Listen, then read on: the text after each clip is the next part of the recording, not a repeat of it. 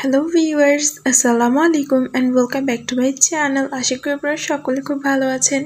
তো প্রতিদিনের মতো আজ একটি নতুন রেসিপি নিয়ে চলে এসেছি আপনাদের সাথে শেয়ার করার জন্য।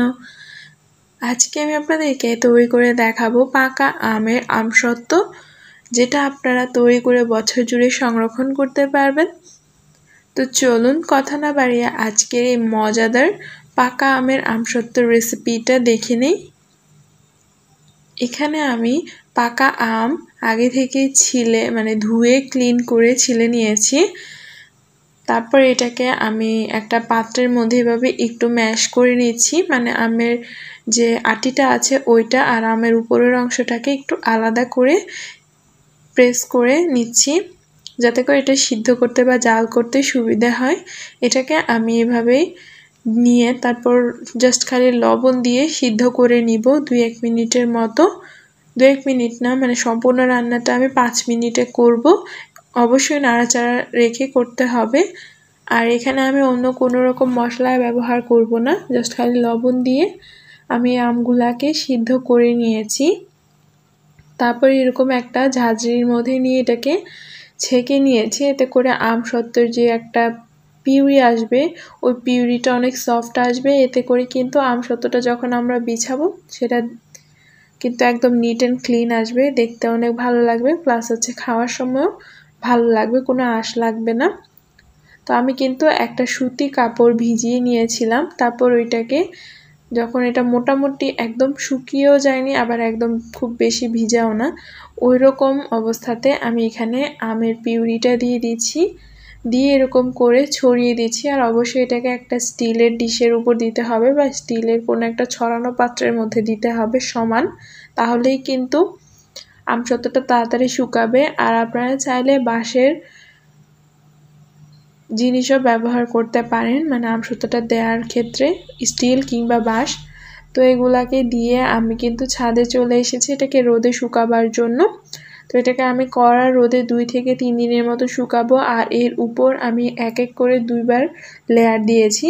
2বার লেয়ার দেওয়ার ফলেই কিন্তু এই আমসত্ত্বটা অনেক বেশি মোটা হবে আর এর কনসিস্টেন্সিটা অনেক ভালো আসবে, খেতেও ভালো লাগবে।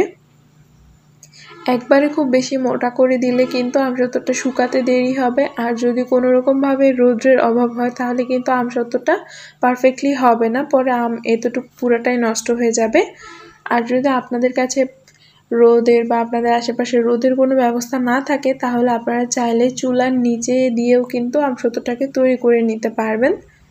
তো আমি প্রায় 1 সপ্তাহ পর আপনাদেরকে দেখাচ্ছি এই আমসত্ত্বটা কীরকম হয়েছে। এটার উপর আমি আরও 2বার লেয়ার দিয়েছি, মানে মোট 3বারের মতো লেয়ার দিয়েছি। আর এটাকে 1 সপ্তাহের মতো শুকানোর পর দেখতে পাচ্ছেন এর উপর কিন্তু অনেকটা তেল ভেসে উঠেছে বা একটু তেল চিপচিপে হয়ে গেছে।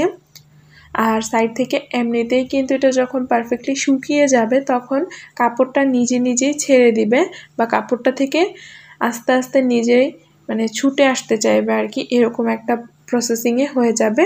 তখন বুঝে নিতে হবে যে আমসত্ত্বটা রেডি হয়ে গিয়েছে। এখন কাপড়টা সরিয়ে নিয়েছি।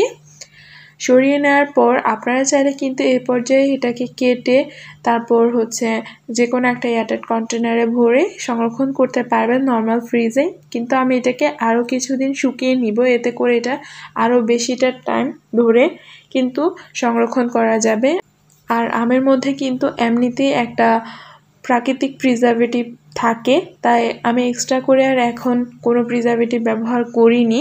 আপনারা চাইলে আমটা যখন সিদ্ধ করেছেন তখন যে কোনো ধরনের প্রিজারভেটিভ ব্যবহার করতে পারেন, কিন্তু আমি সাজেস্ট করব এইরকমভাবে আমের সত্ত্ব তৈরি করলে প্রিজারভেটিভটা না দেওয়ার জন্যই, কারণ এভাবে করলে খেতে যেমন ভালো লাগে প্রিজারভেটিভটা দেওয়ার পর কিন্তু তেমন একটা ভালো লাগবে না। তো এটাকে আমি কিন্তু আরও 1 সপ্তাহের মতো শুকিয়ে নিয়েছি, যাতে করে এটা খুব ভালোভাবে সেট হয়ে যায় আর খেতেও যেন ভালো লাগে আর অনেক দিন যেন সংরক্ষণও করতে পারি। তো মোট 13 থেকে 14 দিনের মতো আমি এটাকে শুকিয়েছি। এরই মাঝে দেখতে পাচ্ছেন এই আমসত্ত্বর লেয়ারটা কতটা মোটা হয়েছে আর কালারটাও কিন্তু একটু ডার্ক হয়ে এসেছে, আপনারা দেখি কিন্তু বুঝতে পারবেন। তো আমি এখন এটাকে কেটে নিচ্ছি। আপনারা আপনাদের ইচ্ছে অনুযায়ী যেভাবে ইচ্ছে সেভাবে কেটে নিতে পারেন। চাইলে ছোট ছোট টুকরো করে নিতে পারেন, আবার চাইলে আমি যেভাবে রোল বানিয়ে নিচ্ছি এভাবে কিন্তু রোলও করে নিতে পারেন, যাতে করে দেখতে ভালো লাগে। বাসায় যদি হঠাৎ মেহমান চলে আসে তাহলে কিন্তু বিকালের নাস্তায় এটা রাখতে পারেন। যাদের কাছে আমসত্ত্ব খেতে ভালো লাগে তাদেরকে কিন্তু এগুলা তৈরি করে গিফট হিসেবেও দিতে পারেন। ইনশাআল্লাহ সবাই খুব বেশি পছন্দ করবে। তো আমি অর্ধেকটা কেটে নিচ্ছি। আর এগুলাকে আপনারা চাইলে যে কোনো ধরনের এয়ারটাইট কন্টেনার কিংবা জিপলক ব্যাগে ভরে কিন্তু নর্মাল ফ্রিজে এমনিতেই কিন্তু 6 মাসের মতো সংরক্ষণ করতে পারবেন। আর যদি অনেকটা পরিমাণ তৈরি করেন তাহলে 6 মাস কিংবা 1 বছর সংরক্ষণ করতে পারবেন। আর আমসত্ত্বটা কিন্তু সবাই কম বেশি খেতে অনেক পছন্দ করে, তাই এতদিন কিন্তু যায়ও না বাসায় তৈরি করলে, এর আগেই শেষ হয়ে যায়। তো আশা করি সকলের কাছে আমার আজকের এই ছোট্ট রেসিপিটা অনেক ভালো লেগেছে। কেমন হয়েছে কমেন্ট করে জানাবেন। ভালো লেগে থাকলে লাইক শেয়ার করে আমার চ্যানেলটাকে সাবস্ক্রাইব করে আমার পাশেই থাকবেন। চাইলে আমার ফেসবুক পেজটাকে ফলো দিতে পারেন, সব কিছুর লিঙ্ক আমি ডিসক্রিপশন বক্সে দিয়ে দিব।